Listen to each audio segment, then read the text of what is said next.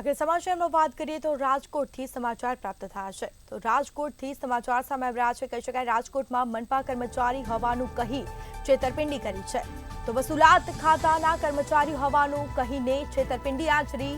સમાચાર પ્રાપ્ત થયા છે કારખાનેદાર સાથે ₹77,000ની છેતરપિંડી કરાઈ છે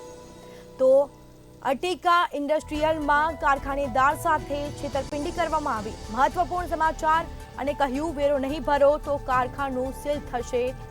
તેવું કહ્યું હતું અને રૂપિયા પડાવ્યા છેતરપિંડી કરી રાજકોટમાં મનપા કર્મચારી હોવાનું કહીને છેતરપિંડી આચરી છે તો સમાચાર પ્રાપ્ત થયા છે વસૂલાત ખાતાના કર્મચારી હોવાનું કહીને છેતરપિંડી કરી અને સાથે જ રૂપિયા પણ પડાવ્યા કારખાનેદાર સાથે ₹77,000ની છેતરપિંડી કરવામાં આવી।